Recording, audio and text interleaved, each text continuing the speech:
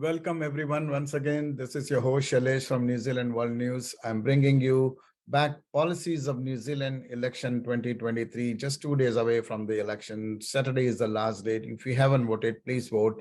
I'm bringing a topic today, which is absolutely interesting and important. Not just interesting, but it's very, very important and vital before you go down to the voting booth. Please make sure that you have read all the policies of all the political parties so that you can make an informed choice and an informed decision, not just for you, for everyone in your family, for everyone around you, your friends, your colleagues, and everyone. So today I'm going to bring you a topic which is, I did one topic about health, what's the health is all about, which is very important, and what policies are talking about other political parties. But today, now this I'm going to talk about a policy which is absolutely important in the cost of living when we are in. So incomes and employment, as you can see. And I want to share this screen because this is, again, you can go back to policy.nz, NZ election 2023, and have a look at the policies before you go down to vote. And just to make sure that you are making the right choice for yourself, for your family, and for your kids, and for everything, your friends and colleagues and everyone. And this is for our nation. So these political parties have come up with some of their policies which will matters to us, to everyone, also to the nation, that who we become and what's our direction of the nation. So the first, income and employment policies. Let's see the two major political parties, which is currently Labour and then the National. So what Labour is saying for the employment and incomes and employment, basically they want to reduce the cost. So by reducing the cost, they are saying that let's remove the GST from just fruit and veggies. They also want to give 2 weeks paid parental leave so that they can employment related, so that's they can get some additional support there. They also want to increase support and expand eligibility for working for families payments. So that system is already in place. They just want to increase the payments as during this cost of living crisis. They also want to give extra 2 weeks paid parental leave as well, and they want to remove GST. Now look at the National Party, which is another major party. So they want to also introduce a childcare tax rebate for families earning less than 180,000 per year. They also want to adjust income tax brackets for inflation.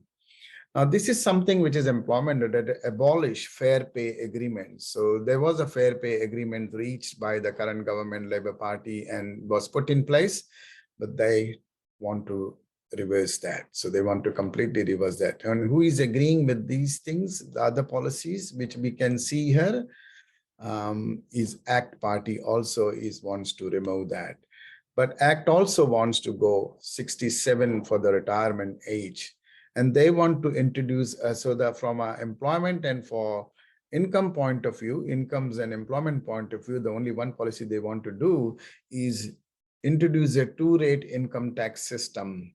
So that's something that we have to go into detail and have a look at whether that matters to you or not. The other political party, which is the Green Party, they want to introduce a weekly income guarantee in this cost of living crisis. And when there is no guarantee of income, they want to give weekly income guarantee. So that's something, that peace of mind they want to give for every Kiwi. They also want to introduce 10,000 first, 10,000 no income tax on the first 10,000. That's also aligning with Australian tax system or other in the world. Most of the countries, they do like a threshold, first 10,000, first 20,000. I think in Australia, it is first 18,000, you don't pay any tax. They also want to introduce a wealth tax. And as we can see, they want to introduce wealth tax, capital gain tax. They also want to give at the same token income guarantee. So even though they are taxing the wealth, they are also giving the income guarantee for the person who don't have income or have got less income. And same as with this introduction. The other Tea Party Maori also wants to introduce a wealth tax. So they are aligning with Tea Party, Green and Tea Party. They also want double baseline benefit levels. But Tea Party wants not 10,000 first free, but they want 30,000 first free, as that's what they are going to do. That's what they are proposing. The New Conservatives wants 20,000 income tax free. So as you can see, there is a lot of agreement between smaller parties and major parties, Green Party, New Conservative, and so as Tea Party Maori. They want to give first 10,000, first 20,000. And then we saw somewhere here as well that even 15,000 is top. The Opportunist Party also wants to give 15,000 income tax free. So top gives first 15,000, Green wants 10,000, Tea Party wants 20,000 first free. So you can see which party is giving you tax benefits. And then Winston Peters, which is NZ First, also wants to adjust income tax brackets. So he wants to adjust the income tax brackets for inflation. And he wants to hold a select committee inquiry into removing GST from fresh food and compensate people who lost jobs due to COVID-19. So he wants during this time, so we don't know how many people, but that's a long process that can be done. The other thing is Green Party wants, as I said, but then ACT Party wants a two-rate income tax. Yeah. So as you can see, there is not aligning for the cost of living, employment and incomes and employment adjustments for income adjustments. There is Green Party, which is giving first 10,000, Tea Party Maori giving first 30,000, and then New Conservatives giving first 20,000, and then Top Opportunist Party giving first 15,000 income tax free. The Opportunist Party also want to reduce tax on income up to 80,000. And then cancel all debt owed to MSD. So this is something vital that they want to bring in this cost of living to give a peace of mind for all the people who owes debt to MSD. So that's something. This is regarding the tax, regarding the incomes and employment. That's some of the policies that this party has come up with.